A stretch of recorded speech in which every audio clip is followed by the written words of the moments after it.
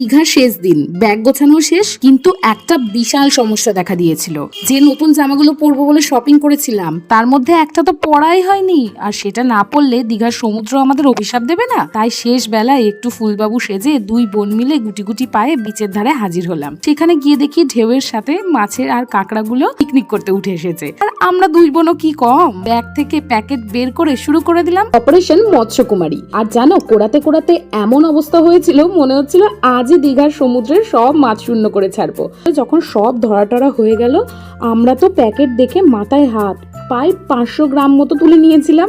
যাই হোক, মানে মাছ আর কাঁকড়াগুলোকে নিজেদের কবজায় নিয়ে ভাবলাম আজ তো এলাহি ব্যাপার হবে। বিচের ধারে রান্নার কাকুর কাছে গিয়ে বললাম, কাকু এই নিন আমাদের শিকার, এবার আপনার জাদু দেখান।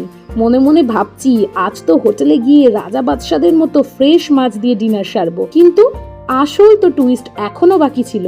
তার আগে খিদে পেয়ে গেছিল বলে একটু ভুট্টা সেদ্ধ খেয়ে নিলাম। টেস্টটা কিন্তু দারুণ ছিল। যাই হোক, এবার আসি আসল কথায়। হোটেলের টেবিলে যেই মাছের প্লেট নিয়ে বসলাম, কি যে হলো, মানে সেটা তোমাদেরকে বলা বোঝানোর মতো না।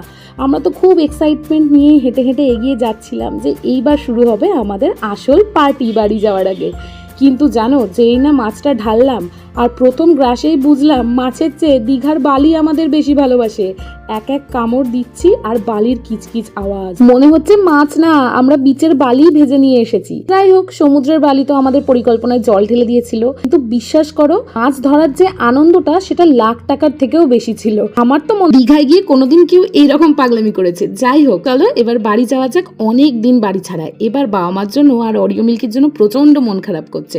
তো দীঘার ব্লগ এখানেই শেষ হলো। ভিডিওটা ভালো লাগলে একটা লাইক আর কমেন্ট করে দিও। টাটা।